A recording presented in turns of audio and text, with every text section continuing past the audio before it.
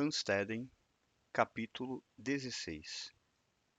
Como os portugueses reconstruíram Bertioga e levantaram um forte na ilha de Santo Amaro.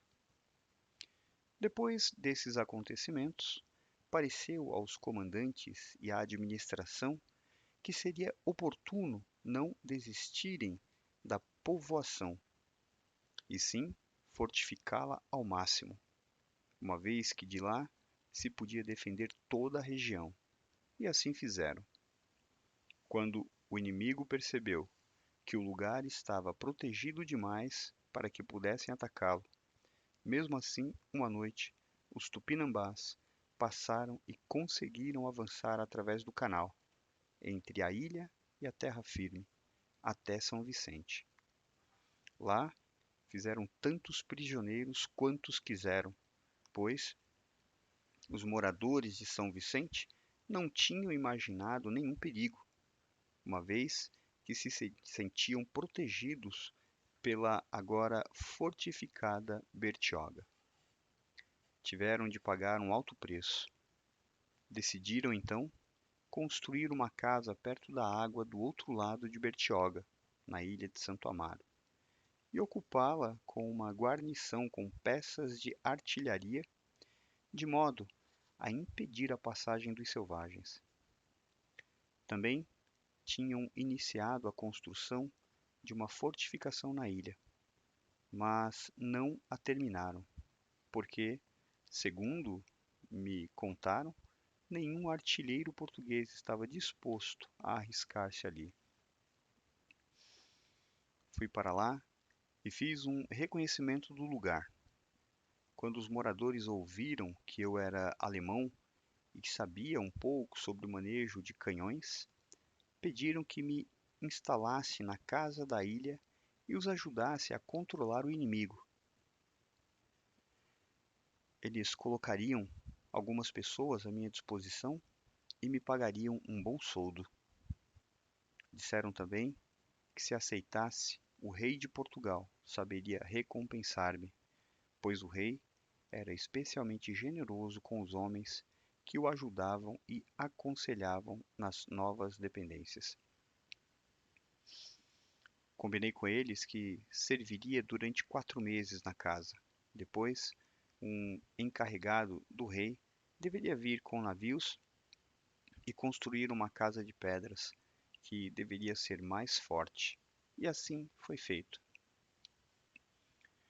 Eu passava a maior parte do tempo na casa com 2 outros homens. Tínhamos algumas peças de artilharia, mas estávamos sempre sob ameaça e nunca muito seguros quanto aos selvagens, pois a casa não era particularmente sólida. Tínhamos também de montar guarda com empenho, de modo a que os selvagens não passassem escondidos à noite, o que tentaram fazer algumas vezes. Mas Deus nos ajudou e descobrimos-los durante nossas vigílias. Alguns meses mais tarde, chegou o lugar tenente do rei, pois a comunidade lhe escrevera relatando com que desenvoltura o inimigo, vindo do norte, se comportava, como era bela a terra e que não seria oportuno abandoná-la. O governador, Tomé de Souza, tinha de encontrar uma solução. Ele inspecionou a região de Bertioga e também o lugar que a comunidade queria fortificar. Contaram também ao governador sobre os serviços que eu tinha prestado à comunidade, na medida em que fiquei na casa em que nenhum português queria ficar por ser tão mal protegida. Isso agradou-lhe muito, e ele disse que iria reportá-lo ao rei, se Deus o ajudasse a retornar a Portugal, e que eu seria recompensado pelo que fizera. Meu prazo tinha então terminado, isto é, os 4 meses que prometi servir à comuna, e solicitei que me dessem baixa.